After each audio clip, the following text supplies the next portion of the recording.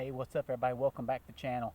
Today we are resetting several traps. So that Arctic cold front and all the snow moved out, but it continued to rain for a while after that, and the snow melt just had everything a mess. We did catch that coyote here in this set. You can see the mess it made over here.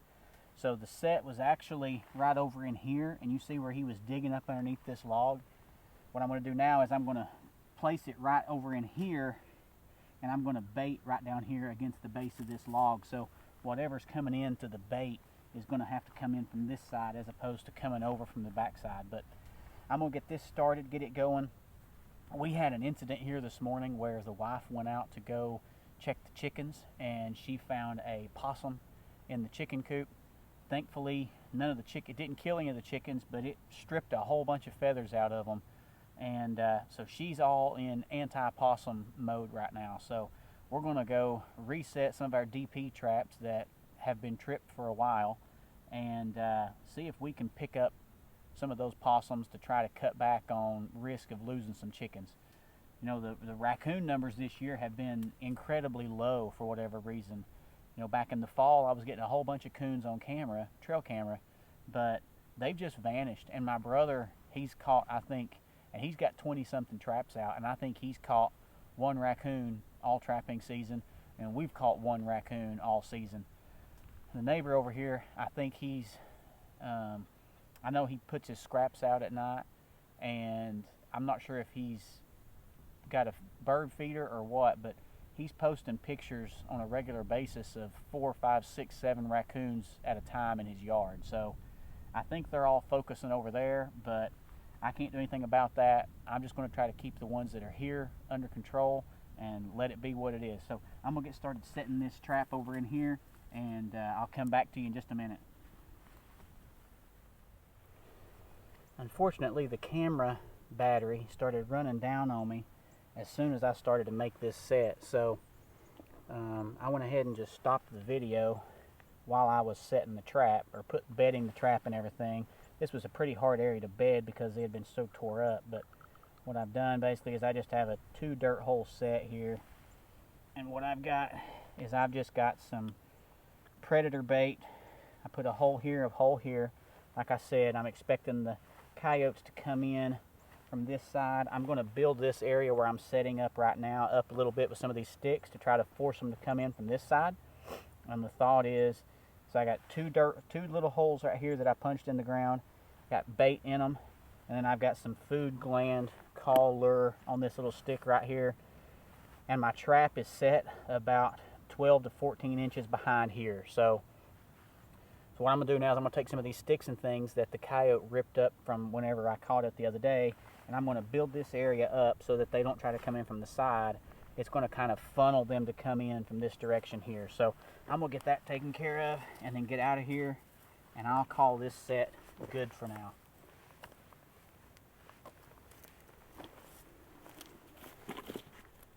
Alright, let's reset this DP trap. So this is only, I'm going to say, 125 yards from the chicken coop. We actually have caught, I think in this set here this year, we have caught 3 possums and 1 raccoon so far. We actually caught a really little possum here just a couple days ago. My daughter was checking traps. She didn't have her camera with her, and she came out, and it was a young possum, and she wanted to let it go.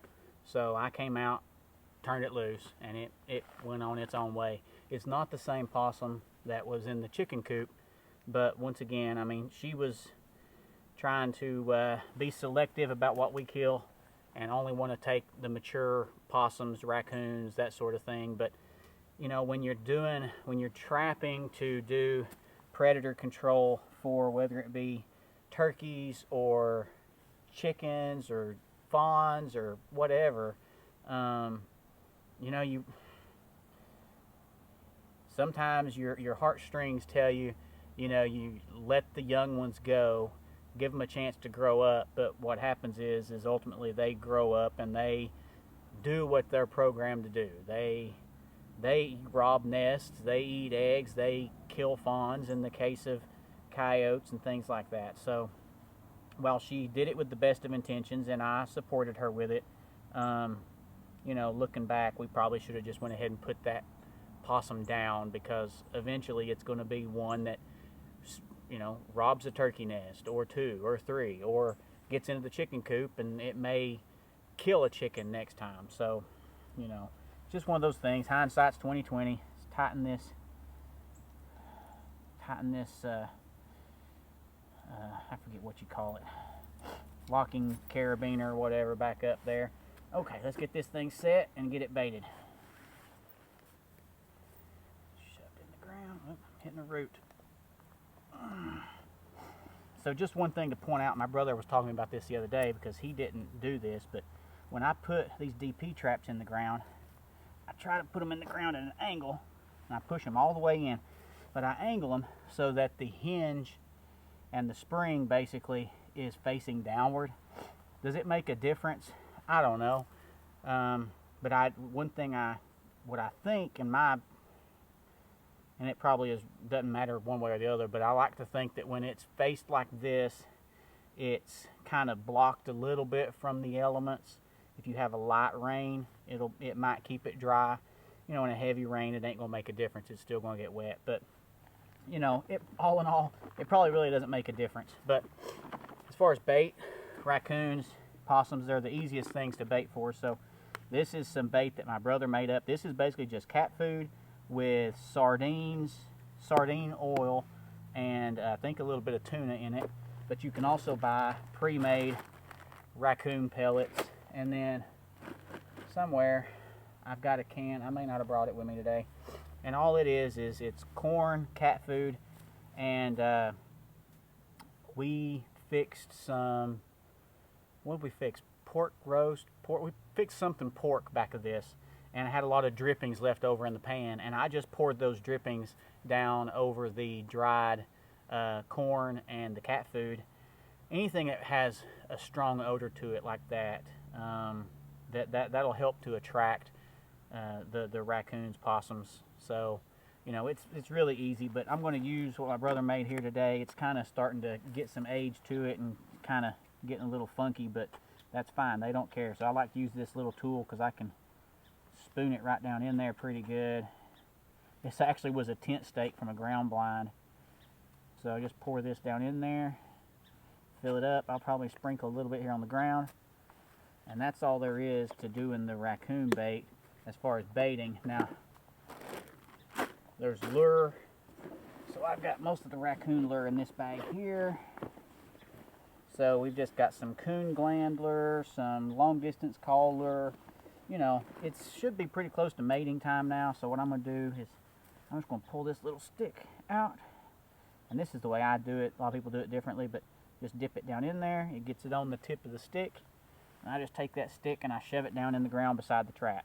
And that's really all there is. Now, that's the bait, or the lure. There is some, zipper stuck. There is some stuff here that sometimes I'll use. So this is just a really sweet paste type bait. And find another stick here on the ground. There. So this is just a really thick paste.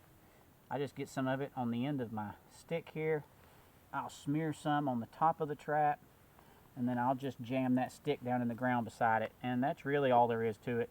A lot of guys don't do that much stuff when it comes to raccoons, possums, but you know, you could actually just use just the bait and you'd probably be just perfectly fine. But I like to kind of mix it in.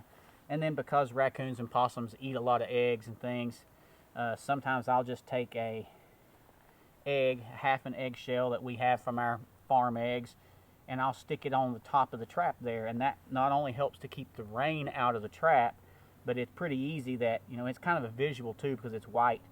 It's easy for the raccoons, possum, whatever, to pop it off, and they can get right down in there to the bait. So that's how I do that. I'm going to move on to some more, check them out, see what there's another one over here. It's still set. I'll probably just rebait it just a little bit real quick. But that's probably going to be it for this video. So just kind of getting the traps reset, rebaited after all the snow and rain that we've had. So maybe we can capitalize temperature's going to keep dropping all day today, all night tonight. Not supposed to have rain for another 3 or 4 days, so hopefully they're on the move up here on top of the ridge again. So thanks for watching. If you have any questions, you can drop them below in the comments. I would really appreciate if you'd go and you'd hit that subscribe button, and you can hit the bell to be notified each time we release a new video. Have yourself a wonderful day. God bless.